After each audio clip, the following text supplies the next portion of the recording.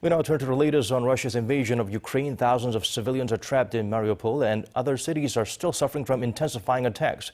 Rae-hyun is standing by on the line with the latest. Rae-hyun, do fill us in. Well, Daniel, Russia's invasion of Ukraine entered its 27th day on Tuesday.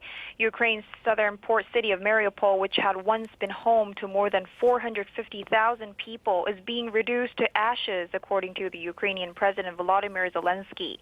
Survivors in the region are staying in basements, while some are even digging graves in the street for their dead family members and neighbors. I hope there will be some sort of a reburial, and this is just temporary. The military told us to put the bodies somewhere cold. The only cold place now are basements, but there are people in the basements, so we bury them here.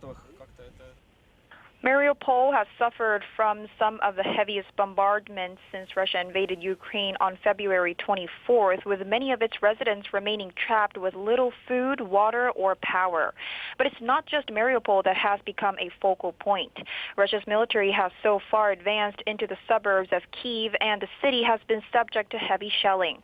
In addition, officials from the country's second-largest city of Kharkiv have said that the attacks intensified on Monday, while Ukrainian troops are now preparing for a Russian assault to seize the southern port city, Odessa.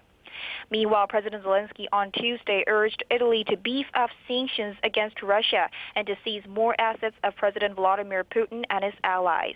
He addressed the Italian parliament via video link and said that as Ukraine helped Italy at the start of COVID-19 pandemic, it's Italy's turn to help Ukraine. Italian Prime Minister responded that his country is ready to support and provide assistance, saying Italy wants Ukraine in the EU. In terms of refugees, nearly 1 in 4 people in Ukraine have been forced out of their homes since Russia's invasion. The South Korean ambassador to Ukraine also recently spoke about his evacuation process, which took 30 hours to get into Romania, where it would usually take around 8 hours. The ambassador on Monday said that sudden gunfights and tanks on the street had made people frightened, but Ukrainian officials helped Korean people to evacuate safely. And we also hear that authorities in the U.S. warned its businesses to be prepared for Russia's cyber attacks. Can you tell us more about that? Right. Following the statement released by the U.S. President Joe Biden on Monday, the White House has pressed businesses to tightly lock their digital doors. In a statement, a White House security advisor reiterated that Moscow is exploring cyber attacks as a form of retaliation against the United States for its economic sanctions. Take a listen.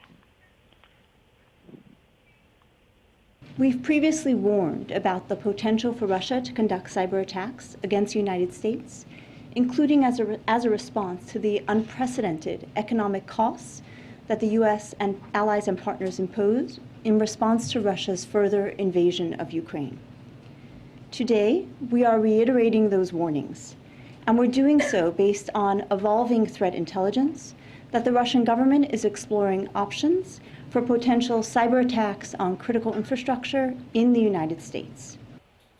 The details on exactly what intelligence remains unclear, but the advisor added that preparatory activity could include scanning websites and hunting for software vulnerabilities. Meanwhile, President Biden said on Monday that Moscow's false accusation that Ukraine has biological and chemical weapons is a clear sign that President Vladimir Putin is considering using them himself. The U.S. president also warned that as Putin had used chemical weapons in the past, there are concerns about what will come next. That's all I have for this hour. Back to you, Daniel. All right, Rae-hyun, thank you for those updates.